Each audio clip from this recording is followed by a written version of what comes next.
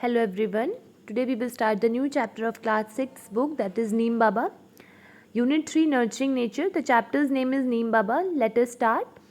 पहले देख लेते हैं कि नीम क्या होता है. नीम is a tree that is found mostly everywhere. हर जगह देखा होगा आपने इसको. Here are some pictures. Please see once again. Okay, so let's start.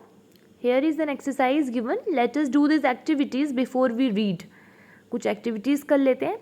So a tree is given here, और वहाँ एक दिया हुआ है कि आपको क्या करना है, how a tree is useful, ये लिखना है आपको. ठीक है, तो 1 is given. Some parts of trees are use in preparing medicine. Yes, we know this. हमको पता है कि जो ट्रीज़ होते हैं उसके कुछ पार्ट्स मेडिसिन बनाने में यूज़ होता है. एंड 3 आपको खुद करने हैं. So I have written here. Trees produce oxygen. You all know this कि हमको ऑक्सीजन ट्रीज से ही मिलती है. Second is trees give us wood, वो हमको लकड़ी देते हैं. Trees give us food, food in the kind of fruits और in the kind of grains और क्रॉप्स, वो हमको फूड प्रोवाइड करते हैं. So in these ways trees are very useful to us, for us and for the nature also. Now second is neem is the common tree in our country. Discuss in groups of 4 and fill columns 1 and 2 with what you know about the neem tree and what you want to know. सो एक column में आपको लिखना है कि what do you know, आपको neem tree के बारे में क्या पता है, और कॉलम 2 में लिखना है आपको कि आपको क्या नहीं पता, आपको पता करना है. फाइन. तो फर्स्ट इज जो आपको पता है वो इजीली लिख सकते हैं, या आप, ये एक इंडियन ट्री है, ये सबको पता है. सेकंड, उसका बिटर टेस्ट होता है, उसका कड़वा टेस्ट होता है. थर्ड, उसके यूजेस होते हैं, मेडिसिनल प्रॉपर्टीज़ हैं उसके अंदर, so it is use. And fourth is it is use in agriculture. जो फार्मर्स होते हैं वो अपने क्रॉप्स में भी नीम का बहुत यूज़ होता है उनका. ठीक है. Now in second column you have to write what do you want to know. आपको नीम ट्री के बारे में क्या पता करना है, क्या आप जानना चाहते हो. So first is height. आप मे बी आप हाइट जानना चाहते होगे. ये दिस आई हैव रिटन, आप अपनी चॉइस से खुद कुछ भी लिख सकते हो. ठीक है, जो आप जानना चाहते हैं. Second is the size of leaves.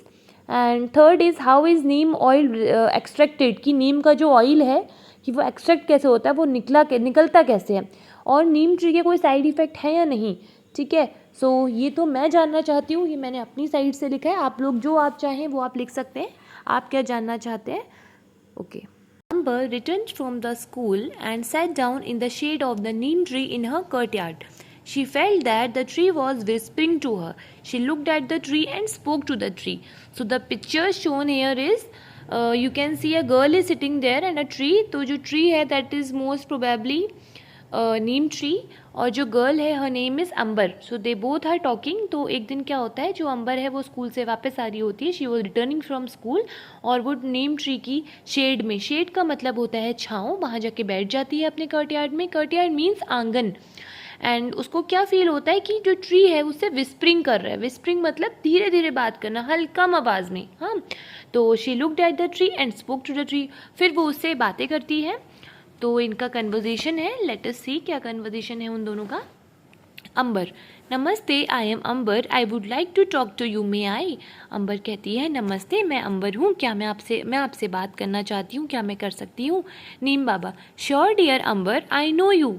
ज़रूर अंबर, आप मुझसे बात कर सकती हो, मैं आपको जानता हूँ. You played in my shade in your childhood, you may call me Neem Baba. तो वो कहते हैं कि जो आप हो, और आप अपने चाइल्डहुड में, चाइल्डहुड मतलब बचपन, आप अपने बचपन में मेरी छाँव में खेला करती थी, और आप मुझे नीम बाबा कह के बुला सकती हो. हाँ, Baba is a very respectful word. जो हम एल्डर्स को, जो थोड़े ओल्ड एजड लोग होते हैं, हम उनको बोलते हैं. तो Baba is a very respectful word. Ambar: I have seen you almost everywhere, please tell me something more about yourself. तो जो अंबर है वो कहती कि मैंने आपको ऑलमोस्ट सारी जगह पर देखा है. आपने भी देखा होगा नीम ट्री, राइट, बहुत सारी जगह पर. जो नीम ट्री है, it is a very common tree, it can be found anywhere, so in India. तो वो कहते हैं, जो अंबर है वो कहती, मैंने आपको हर जगह देखा है, प्लीज़ अपने बारे में कुछ और बताइए. Neem Baba: I am very old, I was born millions of years ago somewhere in North India और म्यांमार.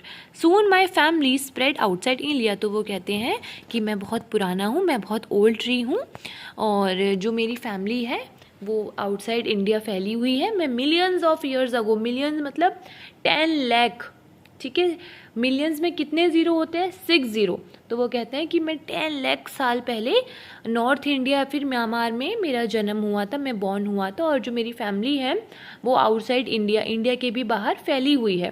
फैमिली से क्या मतलब है यहाँ पर कि जो ट्री है, जो नीम ट्री है, वहाँ पर भी मिलते हैं।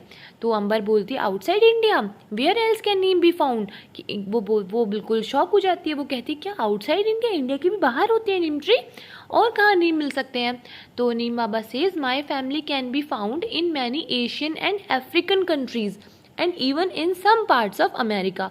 तो वो कहते हैं कि जो मेरी फैमिली है वो बहुत ज़्यादा एशियन और अफ्रीकन कंट्रीज़ में मिलती है, मतलब वहाँ भी आपको नीम ट्री देखने को मिलेंगे, और कुछ पार्ट्स ऑफ अमेरिका में भी, ठीक है, अमेरिका के कुछ पार्ट्स में भी नीम ट्री आपको देखने को मिलेगा।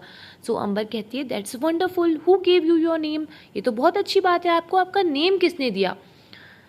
नीम Baba the story of my name is very thought provoking, जो मेरी नेम की स्टोरी है वो बहुत थॉट प्रोवोकिंग है। थॉट प्रोवोकिंग का मतलब होता है वेरी इंटरेस्टिंग, बहुत इंटरेस्टिंग है। I was born in India and given Sanskrit names such as Arishta. तो वो कहते हैं कि जब मैं इंडिया में बॉर्न हुआ था तो मुझे संस्कृत नेम मिला था, उस जो कि था अरिष्ट। अरिष्ट का मतलब होता है the one who cures diseases. Disease मतलब बीमारी, क्योर करना मतलब ठीक करना या फिर हील करना। हाँ, तो अरिष्ट, उनको अरिष्ट दिया था, और जिसका मतलब होता है जो बीमारियां ठीक करता है, हील करता है। निम्बा एंड निम्बा का, और क्या क्या नेम थे उनके? निम्बा और निम्बा का।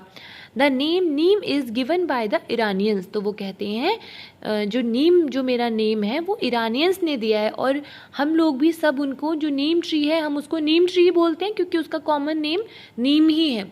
तो ये नेम उसको कहाँ से मिला है? ईरानियन से मिला है, ठीक है। It is one of the important question. Ambar says really? Neem Baba yes, in Hindi my name is Neem, कि हिंदी में मेरा नेम निम्ब है। In India I have other names, और इंडिया में मेरे बहुत सारे अलग अलग नेम्स हैं, जैसे निम, लीम्बा, निमोरी, निम्बा मोंड, Nimbe and Neemo. Ambar you are so well known, आपको तो सब जानते हैं, that is wonderful. Neem Baba dear Ambar we become well known for what we do. तो वो कहते हैं कि हम उसी से जाने जाते हैं जिससे हम, जब हम कुछ काम करते हैं, जैसे आप अच्छा काम करोगे तो आप अच्छे के लिए जाने जाओगे, आप कुछ बैड वर्क करोगे तो आप बैड वर्क के लिए जाने जाओगे। People find us useful and that is why they know us. तो वो कहते हैं कि जो लोग जो हैं, जो पीपल होते हैं वो हमको यूजफुल, उनको लगता है कि हम यूजफुल हैं और इसीलिए वो हमको जानते हैं। Scientist call us bitter grace of God. Bitter मतलब होता है कड़वा, ग्रेस मतलब होता है ब्लेसिंग या आशीर्वाद। तो वो साइंटिस्ट जो होते हैं उन्होंने उनको क्या नाम दिया है? बिटर ग्रेस ऑफ गॉड, मतलब भगवान का कड़वा आशीर्वाद। क्योंकि कड़वा क्यों बोला गया है? बिकॉज जो नीम ट्री होता है वो टेस्ट में इट इज़ वेरी बिटर, वो बहुत कड़वा होता है। नेचर्स गिफ्ट टू मैन, और क्या नेम दिया है साइंटिस्ट ने? नेचर्स मैन को एक gift. And cleanliness parting tree, some even call us magic tree and the tree of the 20th century. तो देखो उनके कितने सारे नेम्स हो गए, ठीक है, निम्बा, निमोरी, लिम्बा, निम्बे, नीमो एक्सेट्रा, और फिर अब ये वाले bitter grace of God, nature's gift to man and cleanless parting tree, magic tree, the tree of the 20th century. He is having, the neem tree is having many names. Okay, now I know that people, now Amber says, I know that people clean their teeth with your twigs and protect clothes with your leaves. Sometimes back when my brother had measles, the doctor told us to put neem leaves on his bed and make him lie down on them. Can you explain why? तो जो अंबर होती है वो कहती है कि मुझे पता है कि जो लोग हैं वो आपकी ट्विग्स से, ट्विग्स मतलब होती हैं ट्री की स्मॉल थिन ब्रांचेस, जो पतली वाली उसकी ब्रांचेस होती हैं ना, उनको ट्विग्स बोलते हैं। तो वो कहते हैं कि मुझे पता है जो लोग हैं वो ट्विग से, नीम ट्री की ट्विग से अपने टीथ क्लीन करते हैं, अपने दांत साफ करते हैं, और जो अपने क्लोथ्स हैं, क्लोथ्स के वहाँ पर अपनी लीव्स, नीम की लीव्स रखते हैं। आपने भी देखा होगा जो पुराने लोग होते हैं, जो ओल्ड लोग होते हैं, वो अपने कपड़ों के बीच में नीम की लीव्स रखते हैं। क्यों? क्योंकि जब कपड़े बहुत दिनों तक एक ही जगह पर रहते तो वहाँ पर छोटे छोटे कुछ इंसेक्ट्स हो जाते हैं जो कि कपड़े को डिस्ट्रॉय करते हैं, जो कि हमारे जो क्लोथ्स हैं उनको डिस्ट्रॉय करने लग जाते हैं। तो इसलिए वहाँ पर नीम की लीव्स रखी जाती हैं। तो अंबर कहती है सम टाइम बैक, कुछ टाइम पहले, when my brother had measles, जब मेरे ब्रदर को मीजल्स हुए थे। मीजल्स क्या होता है, हिंदी में इसको बोलते हैं खसरा। और मीजल्स में क्या होता है, एक बुखार आता है और जिसमें पूरी स्किन में रेड कलर के स्पॉट्स हो जाते हैं। तो वो कहती है कि जब मेरे ब्रदर को मीजल्स हुए थे, the doctor told us to put neem leaves on his bed and make him lie down on them. Can you explain why? तो वो कहती है जब मेरे ब्रदर को मीजल्स हुए थे तो डॉक्टर ने हमको सजेस्ट करा था कि इसके बेड पर नीम लीव्स रखना और इसको उस पर लिटा देना या सुला देना। क्या आप बता सकते हो क्यों कहा उन्होंने ऐसा, Neem Baba? The doctors know that neem leaves have chemical properties that destroy germs. Measles cause itching all over the body. Neem leaves give comfort and do not allow germs to breed. तो नीम बाबा कहते हैं कि डॉक्टर को पता है कि हम कितने यूज़फुल है और हमारे जो नीम है उसके अंदर केमिकल प्रॉपर्टीज़ हैं जो जर्म्स को डिस्ट्रॉय करती है। और मीज़ल्स क्या करता है, मीज़ल्स में बहुत ज़्यादा ईचिंग होती है। ईचिंग होना मतलब खुजली होना, पूरी बॉडी में खुजली होती है, इसलिए तो रेड स्पॉट्स हो जाते हैं स्किन में। और जो नीम लीव्स है बहुत कंफर्ट, बहुत आराम देती है पूरी बॉडी को। और जो जर्म्स होते हैं वो फैलते नहीं हैं। ब्रीड मतलब होता है ग्रो, और नहीं फैलते हैं, वो स्प्रेड नहीं होते और बढ़ते नहीं हैं, वहीं पे स्टॉप हो जाते हैं, ठीक है, और वो डिस्ट्रॉय हो जाते हैं। Neem leaves, bark, flowers, fruits and even roots can be used to make medicines to cure many diseases. तो वो नीम बाबा कहते हैं कि जो नीम की लीव्स होती हैं, उसकी बार्क होती है, बार्क का मतलब होता है पेड़ की छाल, फ्लावर्स, फ्रूट्स और रूट्स भी। जो पूरा जो नीम का ट्री है उसके अलग अलग पार्ट्स जो हैं वो बहुत यूज़फुल होते हैं और वो मेडिसिन्स बनाने में काम आते हैं, टू क्योर मैनी डिजीज़। ऐसी मेडिसिन जो बहुत सारे बहुत बड़े बड़े डिजीज़ से फाइट कर सकती है, उनसे ठीक हो सकते हैं। Ambar, yes I once had a cough and I could not breathe properly. एक बार मुझे खांसी हुई थी और मैं अच्छे से सांस भी नहीं ले पा रही थी। My grandmother cured me with a medicine made from a neem bark. और फिर मेरी दादी ने, मेरी ग्रैंड मदर ने मुझे ठीक करा। कैसे? उन्होंने मुझे एक मेडिसिन दी जो कि किससे बनी थी, नीम की बाग से। बाग मैंने अभी आपको बताया जो पेड़ की छाल होती है। And when my father had itching in the eyes she prepared a Kajal from Neem flowers which cured him. फिर वो बोलते हैं कि जो मेरे फादर हैं, एक बार उनको भी आँखों में ईचिंग हुई थी। ईचिंग मतलब खुजली, अभी मैंने आपको बताया। तो she prepared a Kajal from Neem flowers which cured him. कभी ईचिंग हो जाती है ना आइज़ में, किसी भी रीज़न से हो सकती है, कभी सन रेज की वजह से या फिर कभी कुछ चले जाता है हमारी आँख में, तो उनको भी ऐसे एक बार कभी ईचिंग हुई होगी। तो उनकी दादी ने क्या किया, नीम के फ्लावर से एक काजल प्रिपेयर किया, एक तैयार किया, और जो कि उन्होंने लगाया और उनकी आँख ठीक हो गई और सारी ईचिंग की जो प्रॉब्लम थी वो चले गई। Neem Baba, oh little Ambar you know so much.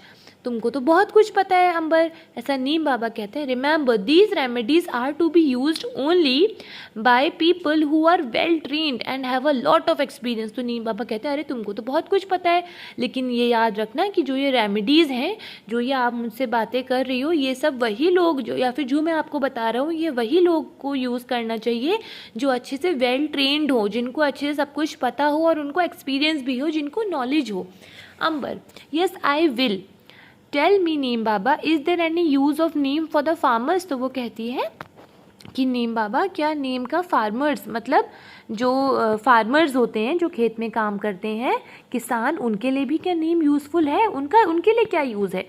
तो Neem Baba says yes if the powder of neem seeds is mixed in water and spread on plants and trees then locust don't eat them. If it is used in rice fields where water remains standing, it stops mosquito breeding and helps to increase crop yield. तो वो कहते हैं कि हाँ, farmers के भी बहुत काम आती है नीम। कैसे? अगर नीम की सीड्स मतलब जो नीम के बीज होते हैं उनका पाउडर बना के उसको वाटर में मिक्स कर दें और प्लांट्स और ट्री पे उसको अगर स्प्रे किया जाए, तो जो लोकस्ट होते हैं, लोकस्ट क्या है बेटा, they are a flying insect. वो एक टाइप ऑफ फ्लाइंग इंसेक्ट्स होते हैं जो क्रॉप्स को डैमेज कर देते हैं। मोस्टली ये जो खेत होते हैं, फार्म्स होते हैं, वहीं पर दिखाई देते हैं और ये सारे क्रॉप को डिस्ट्रॉय कर देते हैं, ठीक है। तो वो बोलते हैं कि अगर ये वहाँ पर स्प्रे कर दिए जाएं तो जो लोकस्ट हैं वो उसको नहीं डिस्ट्रॉय करेंगे, लोकस्ट जो नहीं खाएंगे। If it is used in rice field then where water remain standing. आपने देखा होगा जो राइस की फील्ड होती हैं, जो राइस के खेत होते हैं, वहाँ पर हमेशा पानी रहता है ना, क्योंकि वो हमेशा मोस्टली वो मॉनसून सीज़न में ही राइस की फील्ड तैयार की जाती है। पहले बहुत सारा पानी वहाँ पर इकट्ठा किया जाता है, उसके बाद राइस को वहाँ पर ग्रो करते हैं। तो वो बोलते हैं कि अगर राइस फील्ड में जहाँ पे वाटर हमेशा रहता है, अगर वहाँ पर ये पाउडर और जो मिक्सचर है अगर वहाँ पे स्प्रे कर दिया जाए तो जो मॉस्किटो है वहाँ पर ब्रीड नहीं करेंगे, वाटर यहाँ पे मॉस्किटो ग्रो नहीं करते हैं। And it helps to increase crop yield, और वहाँ पर खेती जो फसल है वो अच्छी होगी। वन मोर थिंग, आपको पता होगा जो मॉस्किटोज़ होते हैं वो हमेशा जमे हुए पानी में, मतलब जो वाटर हमेशा स्टेगनेंट होता है, ठीक है, जो that is not moving. Stagnant का मतलब होता है विच इज़ नॉट मूविंग, जो हमेशा स्टेगनेंट होता है वहाँ पर हमेशा ग्रो करते हैं मॉस्किटो, ठीक है। इसीलिए बोला जाता है कि जमा हुआ पानी हटा दिए या फिर पानी इकट्ठा नहीं करना चाहिए, है ना। तो मोस्टली ये मानसून सीज़न में ही मॉस्किटो ज़्यादा मिलते हैं, तो इसीलिए बोला गया है कि जहाँ जो राइस फील्ड्स होती हैं अगर वहाँ पर ये मिक्सचर को स्प्रे कर दिया जाए तो जो मॉस्किटो हैं वहाँ पर नहीं आएंगे, है ना। It also saves the crop from termites. Termites मतलब दीमक, जो क्रॉप होता है वो दीमक से बचाते हैं, क्रॉप को दीमक से बचाता है, which eat roots of the crop, and it also stops breeding of other insect that eat crops. और जो नीम का पाउडर वाला जो स्प्रे है वो टर्माइट्स को और जो भी इंसेक्ट्स होते हैं जो ब्रीड करते हैं, जो ग्रो करते हैं, उनको भी रोकता है। अंबर, that means if we put the powder of neem seeds in stagnant water around our homes, mosquitoes won't breed in them। तो वो कहती है कि इसका मतलब तो ये हुआ कि अगर हम उस पाउडर को नीम सीड्स को स्टेगनेंट वाटर में डाल दें अपने घर के आसपास तो मॉस्किटो कभी ब्रीड नहीं करेंगे। This must be a cost effective method to stop mosquitoes from breeding. Cost effective का मतलब होता है कि कम पैसों में अच्छा फ़ायदा होना, ठीक है। तो बोलते हैं अरे अगर हमने ये कर दिया, ये तो बहुत इजी है, तो इसका मतलब तो ये आसानी से हो जाएगा और पैसे भी नहीं लगेंगे। Please tell me other uses of neem in our daily life. Please मुझे कुछ और भी यूजेस बताइए जो हम डेली लाइफ में यूज़ कर सकते हैं। Neem Baba, of course people save their stored grains from insects by adding neem seed powder to them. तो वो कहती हैं, जो नीम बाबा हैं वो कहते हैं, ज़रूर मैं आपको और बताऊंगा, जो पीपल होते हैं, जो लोग होते हैं, वो अपने स्टोर्ड ग्रेन मतलब अनाज, ठीक है। आपने भी देखा होगा कि हमारे घरों में जो हमारे पेरेंट्स होते हैं वो पहले से ही बहुत सारा जो ग्रेन्स होते हैं, जो भी हम पूरे साल भर खाने वाले हैं, उसको स्टोर करके रख लेते हैं, ठीक है, सो दैट बार बार जाना नहीं पड़े या जो भी। और इवन फार्मर्स भी ये करते हैं। तो वो कहते हैं कि जो लोग क्या करते हैं, वो अपने ग्रेन्स में नीम पाउडर, जो नीम सीड का पाउडर होता है, उसको उसमें मिला देते हैं, सो दैट कि वो जो इंसेक्ट्स हैं उनको डिस्ट्रॉय ना कर पाएँ। Neem oil is also use to make soaps and toothpaste. और जो नीम का ऑयल होता है वो सोप मतलब साबुन और टूथपेस्ट को बनाने में काम आता है। Furniture made from neem wood is not eaten by termites. फिर वो बोलते हैं कि जो फर्नीचर, जो लकड़ी का सामान, जो फर्नीचर होता है, वो भी नीम की वुड से अगर बनाया जाए तो उसको भी दीमक कभी ख़राब नहीं करती, ठीक है। अदरवाइज तो आपने देखा होगा जो दीमक होती है, जो टर्माइट्स होते हैं, वो पहले वुडन मटेरियल पे, जो वुडन फर्नीचर या वुडन की कोई भी चीज़ होती है, वुडन डोर या एनीथिंग, तो वो उसको डिस्ट्रॉय कर देते हैं। लेकिन अगर उस फर्नीचर को नीम से बनाया जाए, नीम की वुड से, तो वो कभी ख़राब नहीं करेंगे। Neem also purifies the air. नीम एयर को भी प्यूरीफाई करता है। There are many qualities yet to be discovered. वो कहते हैं लेकिन अभी भी कुछ ऐसी क्वालिटीज़ हैं, बहुत सारी क्वालिटीज़ हैं जो अभी डिस्कवर की जा सकती हैं, जो होनी है। Will you discover them when you grow up. तो वो नीम बाबा अंबर से कहते हैं क्या तुम बड़ी हो जाओगी जब, तब तुम उनको डिस्कवर करोगी। तो Ambar says yes Neem Baba I will, thank you for your time today. तो वो अंबर कहती हैं कि थैंक यू, आपने मुझे इतना अपना प्रीशियस टाइम दिया और मुझे इतनी सारी नॉलेजेबल थिंग्स बताई, थैंक यू। तो Neem Baba says okay bless you my child, I hope the chapter is clear to you all. Okay, thank you. Take care. Bye bye.